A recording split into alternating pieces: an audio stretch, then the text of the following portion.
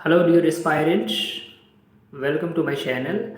And today's हम लोग discuss करेंगे 71st बीपीएससी के रिगार्डिंग और जानने का प्रयास करेंगे कि अभी से आपकी जो प्री प्लानिंग है वो क्या होनी चाहिए ताकि आप इस एग्ज़ाम को बेहतर रूप में इसको क्रैक कर सके। एंड आपके लिए क्या एक बेहतर स्ट्रेटजी होनी चाहिए प्रीलिम्स पॉइंट ऑफ व्यू से। तो उन सब मुद्दों पे हम बात करेंगे कि किस तरह की स्ट्रेटजी अभी से आपको एक तरह से करनी है।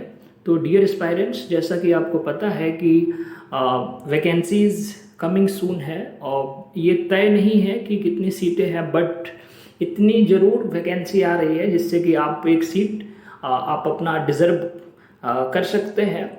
सो नाउ हम बात करेंगे कि जो बीपीएससी की प्रीलिम्स एग्जामिनेशन होती है उसके नेचर को लेकर और कुछ सोर्सेज को लेकर कि क्या क्या आपके पास सोर्सेज होने चाहिए और किस तरह की स्ट्रेटजी से आप उसको क्रैक कर सकते हैं। सो डियर एस्पायरेंट्स, तो इन्हीं सब मुद्दों पे हम आज के सेशन करने वाले हैं। और यदि आप चैनल पे नए हैं तो ज़रूर आप इस चैनल को सब्सक्राइब कर लें और लाइक भी करें। ओके फ्रेंड्स, तो 71st बीपीएससी के रिगार्डिंग हम ये करेंगे कि एक तो आप डाउट में होंगे या बहुत सारे कैंडिडेट्स डाउट में हैं कि किस टाइप के क्वेश्चन पूछे जाएंगे, यानी कि कंसेप्चुअल होगा या फैक्चुअल बेसिस पे होगा, जैसे रिसेंट टाइम आपने 17th बीपीएससी में देखा था।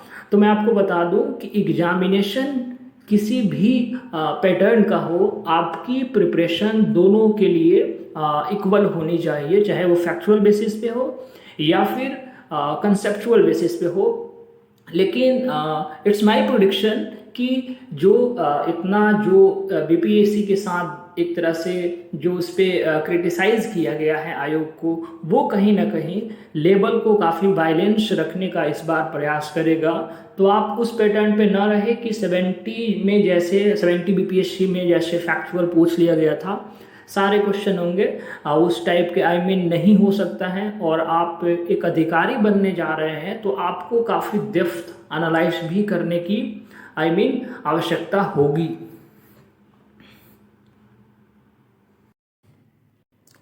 सो आपको डियर कैंडिडेट्स, आपको ये करना है कि आपके लिए क्या बेहतर स्ट्रेटजी हो सकता है, मैं आपको एक एक करके ज़रूर बताता हूँ। और आप इस भ्रम में न रहे और डाउट में न रहे कि जो पैटर्न है वो एकदम से फैक्चुअल बेसिस पे होगा। एंड मैं आपको बता दूं कि बोथ आप कंसेप्चुअल और फैक्चुअल दोनों बेसिस पे करेंगे। तो सबसे पहले हम जान लेते हैं कि आपका जो मेन जस्ट वेट आपका जो मेन पिलर्स है वो क्या क्या होना चाहिए। तो आप सबसे पहले हिस्ट्री को डाउनलोड आप प्रेफर करेंगे। हिस्ट्री में आप मॉडर्न हिस्ट्री, अच्छा बिहार के कंटेक्स्ट में, और आप जो इंडिया है उसके कंटेक्ट में, दोनों कंटेक्ट में आप देखेंगे। हिस्ट्री की मैं बात करूं तो हिस्ट्री आप one of the best spectrum की बुक आती है, आप इसको कर सकते हैं मॉडर्न हिस्ट्री के लिए। इसके अलावा एंसेंट मिडाइवल का आप पढ़ सकते हैं एनसीईआरटी। तो हिस्ट्री वाला सेक्शन यहाँ से कंप्लीट हो जाएगा। और बिहार स्पेशल के लिए बिहार के कंटेक्स्ट में जो भी हिस्ट्री का पोर्शन है वो आप अलग से करेंगे, ठीक है। तो हिस्ट्री वाला सेक्शन आप यहाँ से करेंगे, राइट। अच्छा, इसको कर सकते हैं या फिर आप क्राउन पब्लिकेशन की बुक को भी प्रेफर कर सकते हैं, okay. But spectrum is the one of the best book, okay. तो आप इसको कर सकते हैं। काफ़ी सेलेक्टिवली पढ़ना होता है स्पेक्ट्रम में, तो मैं आपको ज़रूर उस पर भी एक सेशन करूँगा और आप उसको बेहतर समझ पाएंगे। हिस्ट्री सेक्शन आपको पता है कि 30 के अप्रॉक्सीमेट क्वेश्चन पर ईयर यहाँ से पूछे जा रहे हैं, तो ये वाला आपको सेक्शन करना है। दूसरा मैं बात करूँगा साइंस का, ओके। तो साइंस के लिए आपको मैं 2 बुक सजेशन कर रहा हूँ and you can follow it. यदि आपको अच्छा लगे तो आप कर सकते हैं, बट आप देख सकते हैं एक लुसेंट की बुक आती है स्पेशल, राइट। लुसेंट की बुक आती है, मैं यहाँ मार्क कर देता हूँ। तो लुसेंट की बुक काफ़ी अच्छी है, साइंस की जो स्पेशल आती है आप उसको फॉलो कर सकते हैं। इसके साथ साथ क्या करेंगे कि आप घटना चक्र को लगा सकते हैं, ओके।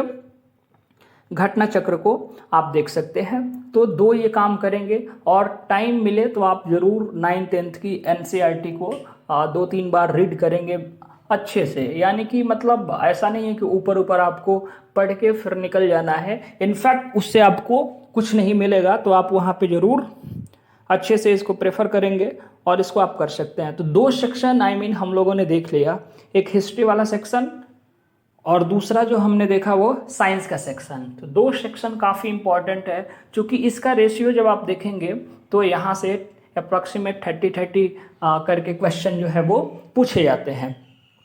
तीसरा मैं बात करूँ तो तीसरा मैं बिहार स्पेशल को यहाँ पे लिखता हूँ, ओके। और बिहार स्पेशल के लिए फ्रेंड्स आपको करना है, जैसे इम्तियाज अहमद सर की बुक आती है, आप उसको ले सकते हैं, ओके। एंड केवीसी नैनो की भी बुक आती है, दोनों में से कोई एक आप फॉलो कर सकते हैं। इसके अलावा मैं बात करूं तो बिहार के कंटेक्स्ट में आप देखेंगे तो जो वहाँ की जो जोग्राफिकल जोन है या फिर वहाँ की जो पॉलिटिकल एस्पेक्ट है, वहाँ की जो हिस्ट्री कल्चर है, उसको आप अच्छे रूपों में करने की स्थिति में होंगे। KBC nano one of the best book, prelims और मेंस के पॉइंट ऑफ व्यू से काफ़ी अच्छा बुक है ये, ओके। तो आप इसको फॉलो कर सकते हैं। अब हम बात कर लेते हैं कि हिस्ट्री, साइंस और आपको बिहार स्पेशल, इन तीन सेक्शन से आपके 85 के अराउंड, 90 के अराउंड क्वेश्चन पर ईयर आपसे पूछे जा रहे हैं। तो आपको सबसे पहले ये वाला जो पिलर है ना काफ़ी स्ट्रॉन्ग करना है, और यदि आपने इसको स्ट्रॉन्ग कर लिया तो आप देखेंगे एग्जाम हॉल में काफ़ी अच्छी स्थिति आपकी है। इसके अलावा मैं बात करूं तो आप यहाँ पे देख पाएंगे कि जो करेंट अफेयर्स है, ओके, करेंट अफेयर्स के लिए फ्रेंड्स आप एडुटेरिया को फॉलो कर सकते हैं, या फिर आप एसपीडी को फॉलो कर सकते हैं, या फिर आप फॉलो कर सकते हैं 365 विजन की जो पीटी की आती है, आप उसको फॉलो कर सकते हैं।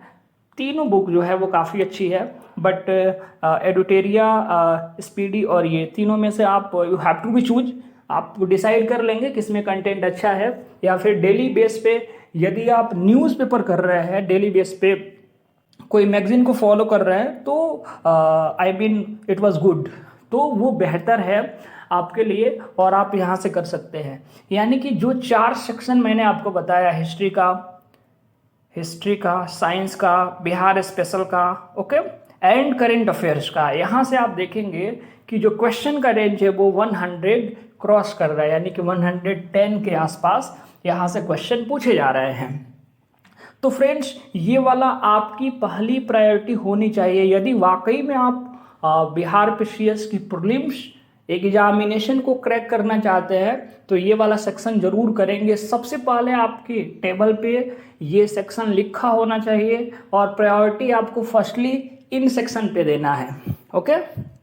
अच्छा, इसके अलावा मैं बात करूं तो आप यहाँ पे देख सकते हैं कि जैसे पॉलिटी की मैं बात करता हूँ तो पॉलिटी के नॉर्मली क्वेश्चन आपसे 12-15 क्वेश्चन जो है वो पूछे जाते हैं अप्रॉक्सीमेट, तो आप इसको भी अवॉइड नहीं कर सकते। इसके अलावा ज्योग्राफी की बात करूँ, इन्वायरमेंट, इकोलॉजी, यहाँ से भी आप मान के चलिए कि 15 क्वेश्चन के 15 to 20 क्वेश्चन के आसपास आना ही है। इसके अलावा इकोनॉमी है, राइट, इकोनॉमी है। तो मैं सबसे पहले बात करूं पॉलिटी के लिए, तो पॉलिटी के लिए आप सबसे अच्छी बुक है लक्ष्मीकांत को, लक्ष्मीकांत को आप प्रेफरेंस में लें, और काफ़ी अच्छी बुक है, और ज़्यादा से ज़्यादा उसके कंसेप्ट को समझे, और उसमें जो भी बारीकी दी गई है, जो भी वहाँ पे थोड़ी सी जहाँ पे होता ये है एस्पायरेंट्स की पढ़ के हम बाहर निकल जाते हैं, लेकिन उसको बार बार उन चीज़ों को एनालिटिकल थीम पे लेते हैं, तो वो चीज़ें काफ़ी इम्पॉर्टेंट एक तरह से रोल भी निभाता है।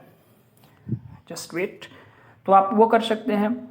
ज्योग्राफी, इन्वायरमेंट, इकोलॉजी के लिए आप एनसीईआरटी 11th 6 to 12 आप कर सकते हैं बेटर रूप में, घटना चक्र के साथ आप इसको कर सकते हैं। इसके अलावा इकोनॉमी है, तो इकोनॉमी में आप एनसीईआरटी करेंगे, बेस्ट हैं NCERT 9th 10th 11th 12th की। और इसके अलावा जो बजट आता है, ओके, बजट आता है उसको देखेंगे, इकोनॉमी जो सर्वे आता है दोनों देखेंगे, राइट। तो ये किसके कंटेक्स्ट में, बिहार का जो बजट आएगा वो बिहार के कंटेक्स्ट में देखेंगे, और इकोनॉमी सर्वे बिहार के कंटेक्स्ट में देखेंगे। इसके अलावा जो इंडिया के सेंट्रल गवर्नमेंट के कंटेक्स्ट में आएगा, आप उसको भी फॉलो कर सकते हैं। तो ये सारी चीज़ें आप कर सकते हैं यहाँ से। और काफ़ी मतलब लिमिट सोर्स को रखना है, ज़्यादा एक्सटेंड नहीं करना है। अब आपके मन में आ रहा होगा कि इतना से हो जाएगा, तो मैं ये कहूँगा आप मेरा सजेशन देखेंगे तो इतना से फ्रेंड्स नहीं होगा। आपको एक ब्रह्मास्त्र यूज़ करना होगा और उस ब्रह्मास्त्र का नाम है PYQs। ओके, तो आपने जैसे रिसेंट में मैंने जो भी आपको बातें बताया, आई मीन सब कर रहे हैं, लेकिन अगर ये नहीं देख रहे हैं तो फिर वो कहीं ना कहीं फीका पड़ जाएगा। तो आई मीन आपको यदि बेटर रूप में प्रिपरेशन करना है और प्रीलिम्स एग्जामिनेशन को जेन्युइन तरीके से आपको क्रैक करना है, तो आई मीन आपको मैं लिटरली बता रहा हूँ कि PYQ जो है 30-14 ईयर्स का आपको याद होना चाहिए। और किस तरह का क्वेश्चन का थीम है, आई मीन वो भी आपको बेहतर रूप में समझ में आना चाहिए। ओके, क्योंकि PYQ से हमें ये मिलता है कि हम देख पाते हैं कि जो रोड मैप है वो किस तरह है, या फिर जो ऑप्शंस हैं उसका कैसे हमें मूल्यांकन करना है।